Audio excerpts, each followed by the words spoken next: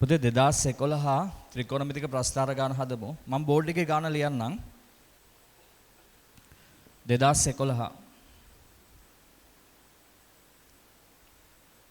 මේකේ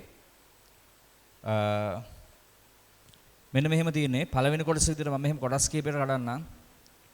sin වර්ග තීට ධන cos වර්ග තීට සමන 1.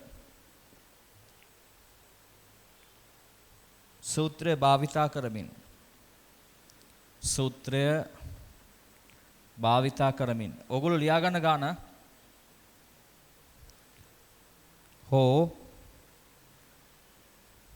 වෙනත් ආකාරයකින් cos 6 වෙනි බලය තීට ධන sin 6 වෙනි බලය තීට සමානයි a ධන b cos 4යි තීට බව පෙන්වන්න. ඔහම දීලා තියෙනවා. හොඳේ. පළවෙනි කොටස ඕක. ඊට පස්සේ කියනවා මේ a සහ b හොයන්න කියලා. කොහොමත් එහෙම හොයන්න ඕනේ. a, b නිර්ණය කළ යුතුයි.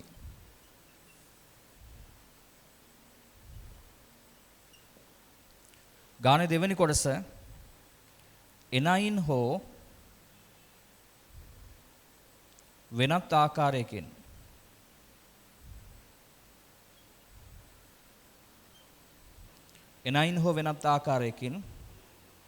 මෙන්න මේ ප්‍රස්ථාරය අඳින්නලු. ඍණ ෆයි බෙදීම 2 ධන ෆයි බෙදීම පරාසය තුල y සමාන 8 වාරයක් cos 6 වෙනි බල x ධන sin 6 වෙනි බල x ප්‍රස්ථාරය අඳින්න.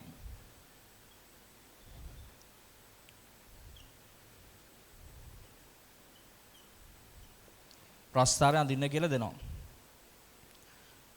ඊට පස්සේ තව කොටසක් තියෙනවා සාධාරණ විසම හොයන්න කියලා අපි ඒක කරා සාධාරණ විසම වලදී කරා. හොඳේ. මෙන්න මේ ප්‍රස්ථාරණ අඳින්න තියෙනවා. ලකුණු කර ගන්නවද ගාන? මේක අඳින්න. මේකට අග්ගල් ලකුණු කරගන්න. ඊට පස්සේ අපි ගාන හදමු.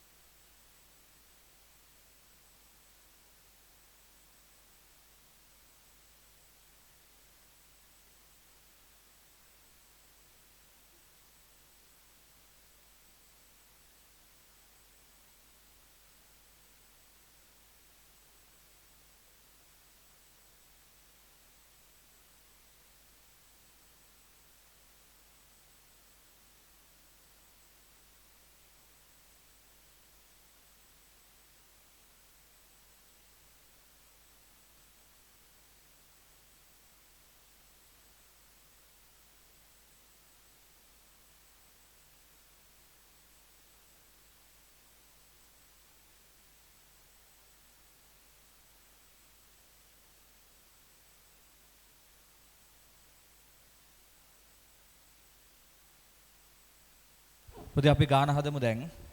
මුලින්ම සර්වසාම්‍ය සාධනය කරන ලෑස්ති කරගමු. මෙන්න පළවෙනි කොටස. මම LHS කියලා ගන්නවා මේ 6 වෙනි බලය අඩංගු ප්‍රකාශනය. cos 6 වෙනි බලය තීටා ධන sin 6 වෙනි බලය තීටා.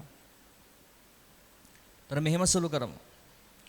6 වෙනි බලය හදා ගන්න ඕන උඩට 3ක් වෙන විදිහට.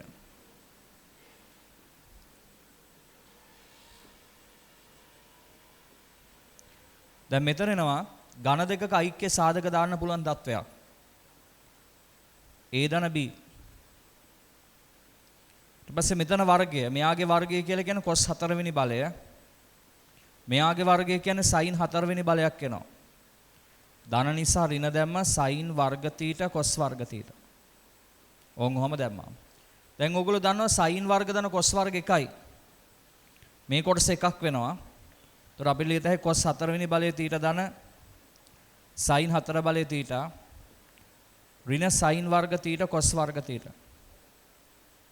පැහැදිලිද? ඒතර දැන් මෙහෙම වෙන්නේ මෙන්න මෙයාට සමාන පදයක් ගැන මම කිව්වා ඉස්සෙල්ලත්. නිතරම මම කියනවා මේ sin 4 ධන cos 4ට මතක තියාගෙන ඉන්න ඕන සමාන පදයක්. ඒ තමයි 1 ඍණ 2ක් sin වර්ග තීටා cos වර්ග තීටා. මෙතන වෙනම එනවා ඍණ sin වර්ග තීටා cos වර්ග තීටා. දැන් සුළු කරාම 1 ඍණ 3ක් sin වර්ග තීටා cos වර්ග තීටා. ඕන් ඔහම ආවා. මෙහෙම සුළු කරමු පුතේ. මේ විදිහට LHS 1 ඍණ 3යි මෙතන sin තීටා cos තීටා ඒකේ මුළු වර්ගය. ත්‍රිකෝණමිතිය සූත්‍රයක් තියෙනවා දෙකක් sin තීටා cos තීටා සමාන වෙනවා sin 2යි තීටා වලට. එතකොට මෙතන එනවා sin තීටා cos තීටා ගුණිතය. sin 2යි තීටා බෙදීම 2. දැන් අපි ආදේශ කරමු හොඳේ.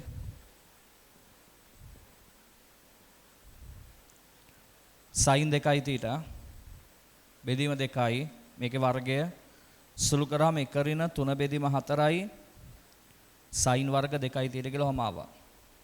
පැහැදිලිද කියන දේ? දැන් ඕක cos වලට හරවන්න වෙනවනේ. cos වලට හරවන්න නම් cos 2යි තීටා සූත්‍රය පාවිච්චි කරන්න වෙනවා. හොඳේ. ඒතර මේ සූත්‍රය මතක් කරගන්න. sin වර්ගයට සමාන පදයක් එනවා මේ. sin වර්ග තීටා කියන්නේ භාගයේ වාරයක් 1 ඍණ cos 2යි තීටා. මතකයිද?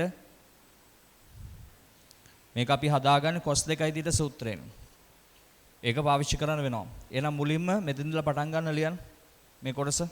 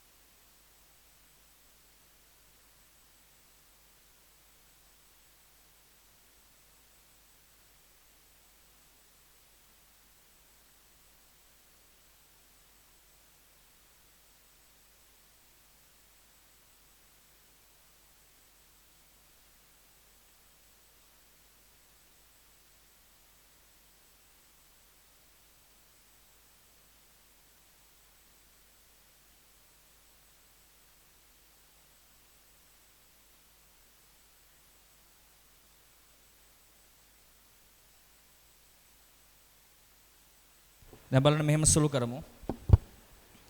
LHS සමානයි දැන් sin වර්ග 2යි θ වෙනුවට ආදේශ දෙන්න ඕන හොඳේ. 1 ඍණ 3 බෙදීම 4 මෙන්න මෙතෙන්ට දාන්න ඕන sin වර්ග 2යි θ වෙනුවට භාගයේ වාරයක් 1 ඍණ cos 4යි θ. දෙකෙන් වැඩි කරලා ගන්න ඕනේ නේද? දැන් මේක සුළු කරනකොට 1 ඍණ 3 බෙදීම 8යි 1 ඍණ cos 4යි θ. 1 ඍණ 3 බෙදීම 8 ධන 3 බෙදීම 8යි cos 4යි θ. මේක සුළු කරනකොට එනවා 5 බෙදීම 8ක් 3 බෙදීම 8යි cos 4යි θ.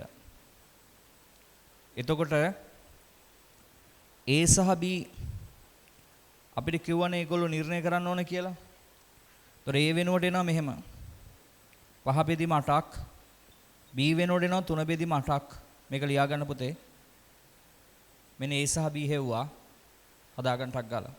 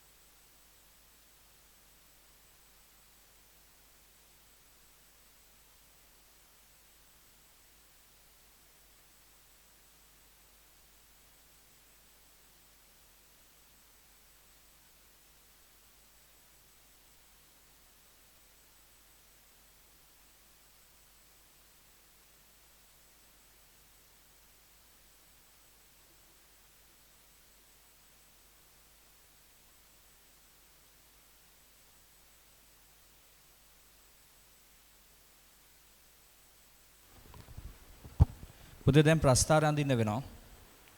මේ බලන්න ගානේ දෙවෙනි කොටස ප්‍රස්ථාරය අඳින්න ලෑස්ති කරගමු. y සමාන 8 වාරයක් cos 6 වෙනි බල x ධන sin 6 වෙනි බල x ප්‍රස්ථාරය. මේක අඳිනකොට මෙයාට සමාන පදයක් අපි හදාගත්ත දැන් ගානේ මුල් කොටසේ නේද? ගානේ මුල් කොටසේ මෙයාට සමාන පදයක් හදාගත්තා. ඒක තමයි මම මේ දාන්නේ 3 බෙදීම 8යි cos 4යි x වෙන්න ඕන. මේකෙන් ගන්න හොඳේ. 4යි ගන්න එපා x වලට හරවලා ගන්න. 5 බෙදීම 8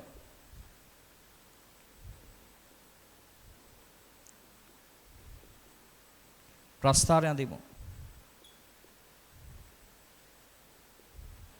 ତොර මේ ප්‍රස්ථාරය අඳිනකොට x වල අගය පරාසය දීලා තියෙන ඕගලන්ට මෙන්න මේ පරාසය ඇතුලේ අඳින්න ඕන. ප්‍රස්ථාරය හදාගන්න ඉක්මනට.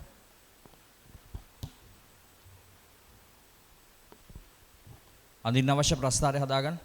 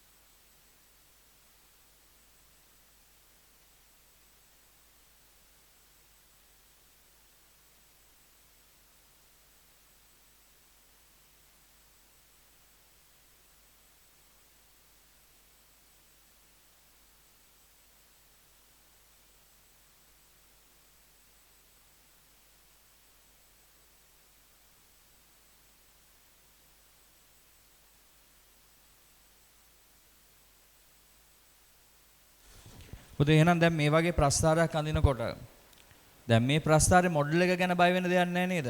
අර අපි තියරි වලදී උගන්වපු r cos ධන s කියන මොඩල් එකනේ. r cos ධන s කියන මොඩල් එක. ඒතර මේ වගේ ප්‍රස්තාරයක් අඳිනකොට ආරම්භක ලක්ෂ්‍ය අවසාන ලක්ෂ්‍ය මුලින්ම හොයමුද? මේ බලන්න.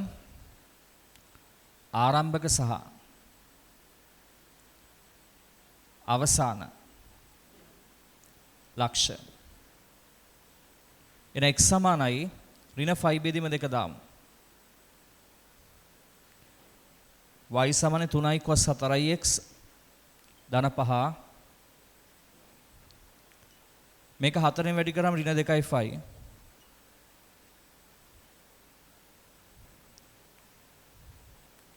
cos 2ක් 5 ධන 5. cos 360 කියන බිඳුවනේ cos බිඳුව. කයි මේක 8යි. 8ක් වෙනවා හොඳේ. එතකොට මෙතන ඛණ්ඩාංකයක් එනවා ඍණ 5 බෙදීම 2 8. ඊළඟට x සමාන 5 බෙදීම 2 නම්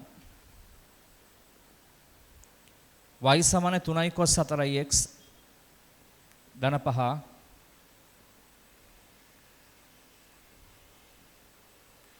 cos බිඳුව 1යි cos බිඳුව 1යි ඒ කියන්නේ 2යි 5 කියලා කියන්නේ ඔයගොල්ලෝ දන්නවා බිඳුවේ ලක්ෂණ තියෙන්නේ 360 කියන්නේ මේක 8ක් එනවා. එහෙනම් මෙන්න අවසාන ලක්ෂ්‍ය 5 බෙදීම 2,8 ආරම්භක සහ අවසාන ලක්ෂ්‍ය හෙව්වා. ආරම්භක ලක්ෂ්‍ය ඛණ්ඩාංගෙ සෙව්වා.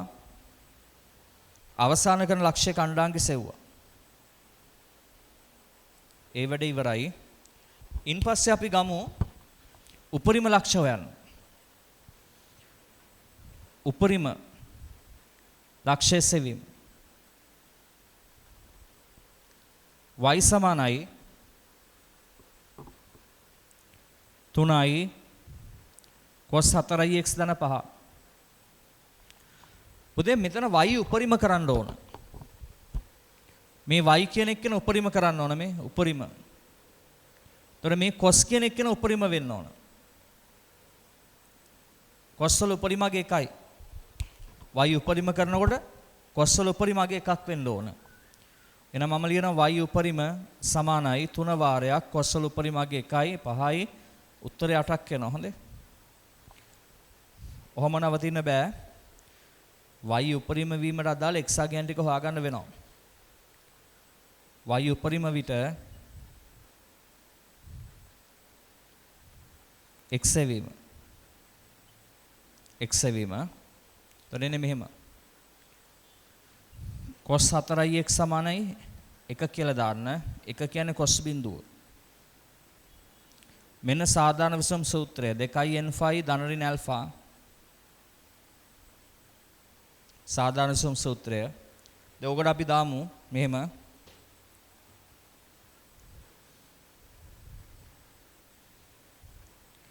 හතරයි x සමානයි 2n5 තොර x සමානයි 4ෙන් බෙදන් n5 බෙදීම 2 n අවයවයක් z n අවයවයක් z ඔහම එන්නේ. දැන් n වලට අගයන් දාලා x වලට අගයන් හොයන්න ඕන. හැබැයි ওই දීලා දින පරාසයට ගැලපෙන්න ඕන. තොර මම දානවා n සමාන බිඳුව. තොර x බිඳුවයි මේක ගන්න පුළුවන්. n සමාන 1 x සමාන 5 බෙදීම 2 මේක ගන්න පුළුවන්. ඍණ 1 දානවා. n සමාන ඍණ 1 x සමාන ඍණ 5 බෙදීම 2 මේක ගන්න පුළුවන්. උපරිම ලක්ෂ්‍ය 3ක් එනවා. උපරිම ලක්ෂ්‍ය වල ඛණ්ඩාංක ගන්න ගියාම 3ක් එනවා. දැන් ඔය ටික සටහන් කරගන්න. මෙතනilla පටන් ගන්න ආරම්භක ලක්ෂ්‍ය සෙවීම කියලා තැන ඉඳන් පටන් ගන්න ලියන්න ඕගොල්ලෝ.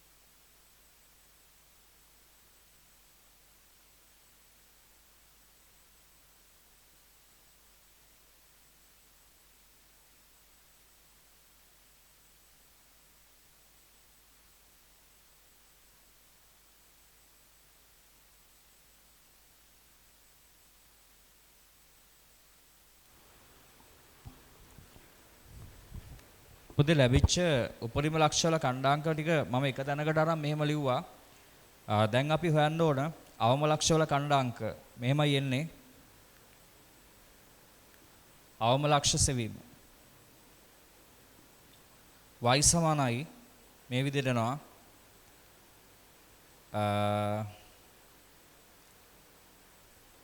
3 cos 4x ධන පහනේ.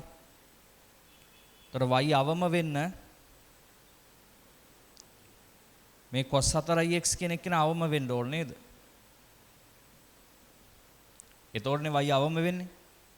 तර y අවමගේ නම් මේ විදිහට cos වල අවමගේ ඍණ එක දාලා ගන්න ඕන. ඒතර උත්තරේ 2යි. y වල අවමගේ 2ක්. හැබැයි ඊට අදාළ x හොයන්න වෙනවා අපට. y අවම විට x සෙවීම. ඒතර එන්නේ මෙහෙම cos 4x සමාන ඍණ 1යි. ඍණ 1 කියන්නේ cos 180. තීට සමාන 2n phi ධන ඍණ ඇල්ෆා සූත්‍රය දාන.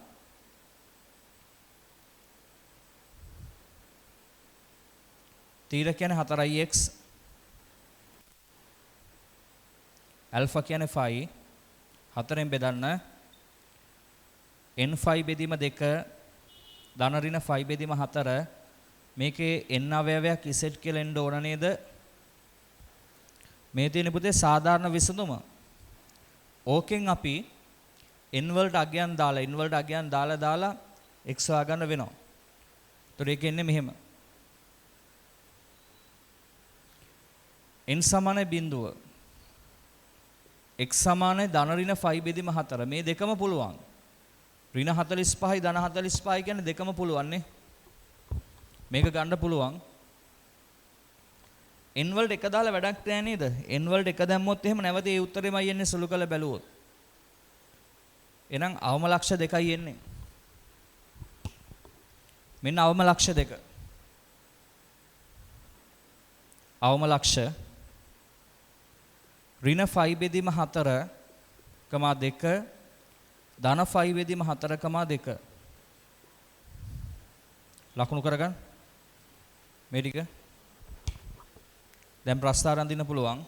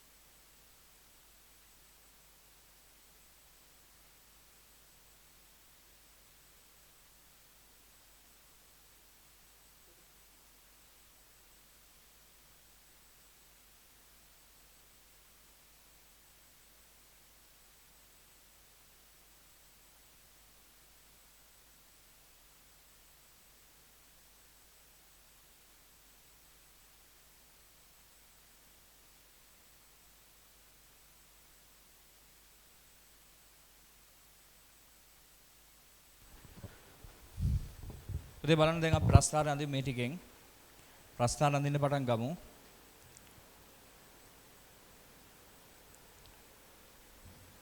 x අක්ෂය අපි ඔහොම ගමු.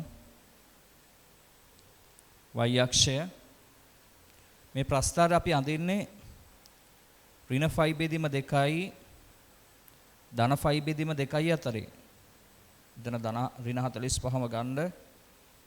මෙතන ධන 45 ධන 5 බෙදීම 2. තොර y ගේ අගය ලැබෙන 8කුයි 2කුයි නේද? උපරිමගේ 8යි. මෙන්න මේ ලයින් එක. උපරිම සීමාව මේ තියෙන. y සමන 8. මේක y සමන 2යි. y සමන 2. ඍණ 90 දී 8යි කියලා කියනවා බලන්න. උපරිම ලක්ෂයක් තියෙන්නේ. මෙතෙන්දී අවම ලක්ෂයක්. ආයිත් බිඳුවේදී උපරිම ලක්ෂයක් තියෙනවලු. 5 බෙදීම 4 දී අවම ලක්ෂයක් තියෙනවා කියලා කියනවා. 90 දී උපරිම ලක්ෂයක් තියෙනවා කියලා කියනවා. ඒතර ප්‍රස්ථාරෙන්නේ මෙහෙම.